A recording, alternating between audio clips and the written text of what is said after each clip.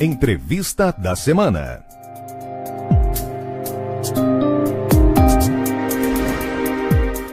Nosso convidado de hoje é o Dr. Valfrido Vardi, um brilhante advogado, autor do livro Espetáculo da Corrupção. É um prazer tê-lo conosco. Curi, o prazer é todo meu. Eu vou estar aqui com você mais uma vez, essa é a segunda vez. Muito obrigado. E lançando um livro novo, junto com você, que é o patrono das micro e pequenas empresas no país, um homem que tem promovido a atividade empresarial, ajudando empresas que precisam de gente como você, pensando e refletindo. Muito obrigado. Muito obrigado pelo convite. Não, nós que agradecemos, é um privilégio tê-lo conosco.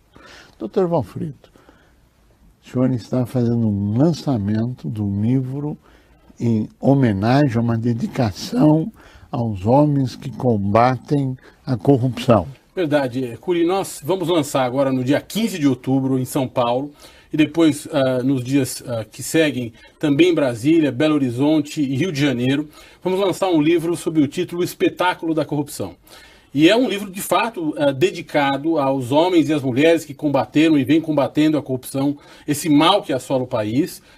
Mas é um livro que é dedicado a essas pessoas, mas deve ser lido por todas as brasileiras e brasileiros, com a finalidade de fazer sugestões para melhorar, não é? Uma crítica positiva e construtiva para melhorar a maneira como nós temos combatido a corrupção no Brasil. O que é muito importante, toda sugestão de melhora é muito bem-vinda. Evidente, é uma guerra contra a corrupção, que é um mal, todos nós sabemos, essa é uma premissa, mas que pode ser combatida de uma maneira que produza efeitos colaterais não tão negativos, tão adversos, sobretudo à comunidade empresarial. E, ao mesmo tempo, que seja capaz de matar, ou, melhor dizendo, fechar a fábrica de corrupção que ainda está aberta no Brasil. Na sua avaliação, a corrupção continua igual? Continua tudo igual, Curi, e por um simples motivo, não é? Nós temos uma fábrica de corrupção, ou seja, quais são as causas imediatas da corrupção? Basicamente, a ausência de regulação do lobby pré-eleitoral e pós-eleitoral. E no que consiste isso? Lobby pré-eleitoral, financiamento de campanha. A ADIM, a Ação Direta de Inconstitucionalidade 4650, proibiu o financiamento empresarial. Sim. E agora nós temos um arremedo de financiamento público de campanha, de um lado, e de outro lado nós temos financiamento de pessoa física. Nós já vimos que os homens de empresa do Brasil, os grandes empresários brasileiros, continuam a financiar a política nesse país, ou seja, nós não criamos propriamente limites para a influência do poder econômico sobre as classes políticas e sobre os governos, de um lado. Então, temos uma regulação frouxa de financiamento de campanha e nenhuma regulação do lobby pós-eleitoral, ou seja, que é aquela pressão que a sociedade civil exerce sobre os agentes públicos, os burocratas de Estado, os deputados, senadores, governadores, prefeitos, presidente da República e tantos outros agentes públicos de que dependem as empresas no Brasil. Claro. Né? Ou seja, o pós-eleitoral não tem regulação nenhuma. Vou te dar um exemplo. Nós temos 400 frentes parlamentares hoje em funcionamento no Congresso Nacional, na 55ª legislatura, que é essa que se acaba agora no fim do ano. O que significa isso? São grupos para-legislativos, ou seja, a Frente Parlamentar da Agricultura, da Bala, e assim vai, que obviamente trata dos vários interesses econômicos que existem no país. Claro. E que são frentes que fazem pressão sobre os parlamentares justamente para buscar uma regulação melhor para si. Claro, a defesa do setor econômico. Essas frentes são reguladas hoje apenas por uma regra da mesa diretora da Câmara dos Deputados, que diz que elas não podem ser financiadas com dinheiro público. O que significa que elas são financiadas com dinheiro privado. Sim. Mas como é que esse dinheiro entra onde? Direto na conta do parlamentar?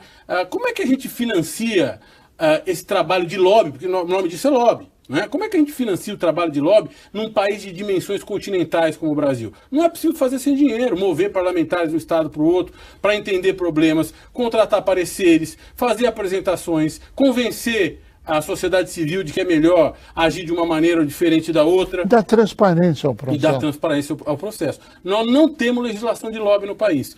E a falta de legislação de lobby e de um financiamento de campanha adequado, com participação de todos os membros da sociedade civil, inclusive as empresas, não é?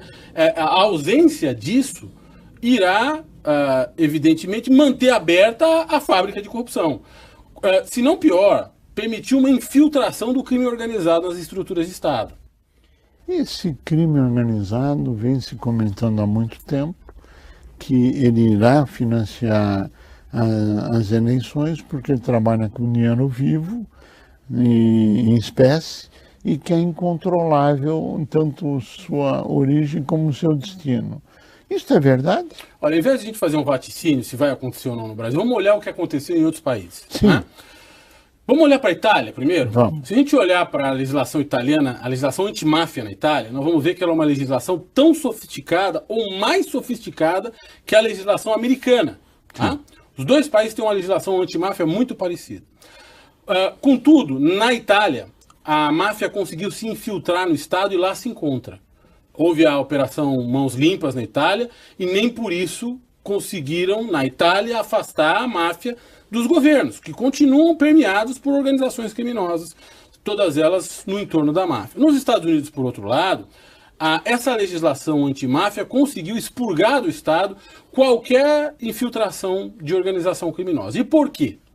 Porque nos Estados Unidos houve o acoplamento, ou seja, juntou-se a legislação antimáfia e uma legislação de lobby rigorosíssima, que fez com que o capital instituído, o Corporate America, as empresas americanas, tomassem para si o monopólio da influência do Estado, da influência dos governos, e expurgassem o crime organizado dessas vias, desses caminhos até os governos. Sim. Não por acaso, nós não ouvimos falar de crime organizado nos governos americanos desde os anos 70. A última vez que se ouviu falar alguma coisa de crime organizado em tom conspiracional foi quando da morte do Kennedy. É verdade. Não é? É verdade. Então, esse acoplamento e essa transparência da tentativa do capital de influenciar o Estado e os governos, o que é natural, é uma decorrência da maneira de ser das empresas. Elas procuram, evidentemente, uma legislação que lhes seja mais favorável, assim como outros setores de pressão. Que é legítimo. É legítimo, faz parte da democracia. Não é? É evidente que uma legislação que torne isso transparente, racionalize, crie limites, até para que nós não tenhamos voto múltiplo, os mais ricos possam mais do que os mais pobres. Não, né? Nós precisamos moralizar isso, né? Racionalizar isso, Claro. tornar isso transparente, porque faz parte da democracia. Claro. Né? Agora, o seu livro vai tratar esses temas. Esse livro, Curi, ele basicamente trata do tema da nossa incapacidade de superar a corrupção, porque nós não atacamos as causas imediatas, que são essas ligadas a uma reforma política séria, as mediatas, né, as mais longínquas, que é a necessidade da gente ter mais educação no país, da gente ter distribuição de renda, da gente ter investimento no país, mas também trata da necessidade de procurar soluções de continuidade para as empresas envolvidas com corrupção. Nós não podemos extirpar, como fizemos, todo um setor econômico importantíssimo. Nós matamos o setor de infraestrutura para combater a corrupção no Brasil. Nós não demos uma via de continuidade para as empresas envolvidas em corrupção. Elas estão até hoje encalacradas com o problema. Como é que isso se opera nos outros países? De maneira... Nos países mais civilizados, mais atentos às necessidades do povo, porque sem empresa não há renda, e sem renda não há tributação que pare de pé, e não há investimento, Não não há há atividade infraestrutura, econômica. não há atividade econômica, ou seja, a empresa é fundamental. Esses países estão preocupados em preservar as empresas, estão fazendo uma limpa, tirar todo mundo que não presta das empresas, ou seja, acabar com aquela cultura de corrupção, fazer essas pessoas pagarem a conta rapidamente ao erário, ou seja, ressarcirem o Estado, não é? E vida que segue, com gente nova, Né? Quer dizer, se afasta os administradores e a empresa continua e se pune os responsáveis. Aqui no Brasil a gente tem uma dificuldade. Nos Estados Unidos, você não tem controle definido de empresa. A maior parte das empresas tem uma base acionária muito pulverizada. São milhares, milhões de acionistas. Aqui no Brasil nós temos uma dificuldade extra, que é ter um controlador definido. Quando você tem um controlador definido, como é que você faz? Você tem que criar medidas adicionais.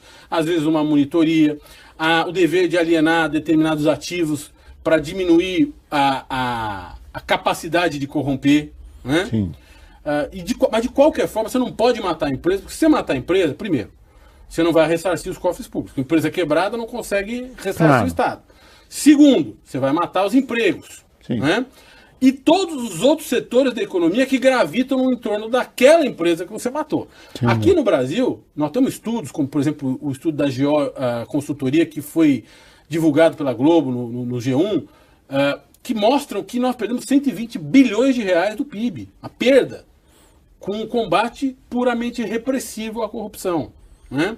Nós perdemos milhões de empregos diretos e indiretos por causa do combate à corrupção, que é de todo louvável, mas nós podemos fazer isso sem gerar esses efeitos colaterais negativos. Dá para fazer a mesma coisa, ou melhor, sem destruir a economia do país e esgarçar o tecido político, como nós temos feito. Quer dizer, na verdade, seu livro, esse trabalho todo, é como combater a corrupção sem que traga prejuízos à economia e sem que afete empregos no país. É isso? Quer dizer, é uma colaboração para a melhoria do status quo e não uma crítica ao status quo. Exatamente. Na realidade, nós precisamos acabar com a corrupção, não há dúvida. Sem dúvida. E nós não fizemos tudo que nós poderíamos ter feito para acabar com a corrupção.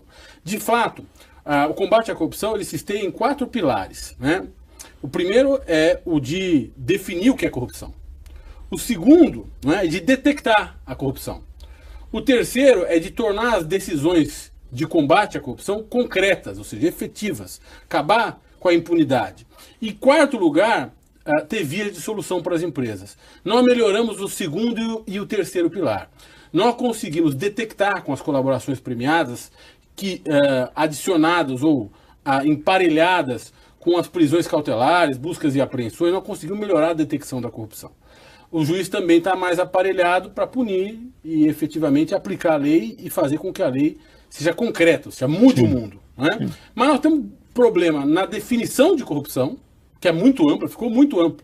Qualquer relação entre Estado e empresa é potencialmente suspeita. Corrupção. Suspeita, no mínimo suspeita. E o último pilar, que é o quarto pilar, que é o de via de solução para empresas, nós não temos uma leniência. O sujeito, a empresa hoje, que celebra um acordo de leniência com o Ministério Público, esse acordo não é reconhecido, por exemplo, pela Controladoria Geral da União, pela AGU, a Advocacia Geral da União. O TCU reclama do valor. E vice-versa, acordo celebrado com a CGU não é reconhecido pelo Ministério Público. Então, as empresas envolvidas não sabem em que guichê a que guichê elas devem se dirigir. Né? É o problema de fale com o moço do outro guichê. Ou seja, quer saber mais, compre o livro, por favor, e leia, porque lá tem muito mais. Isso, não, eu acho que os leitores vão gostar. É um livro simples, escrito para todo mundo, não é um livro cheio de termos jurídicos, não é um livro para advogado, é um livro para o povo brasileiro. Espero que as pessoas gostem, o leitor leia, reflita e goste do livro. 15 de outubro, nas livrarias. Nas melhores livrarias do país. E o nome do livro? O Espetáculo da Corrupção. Dr. Valfredo Vale, nós queremos agradecer muito a sua participação, essa prestação de serviço à sociedade que o senhor acaba de fazer, desejando pleno êxito no lançamento e nessa dedicação aos profissionais que combatem a corrupção e parabéns pelo trabalho que você tem desenvolvido como presidente do IRI.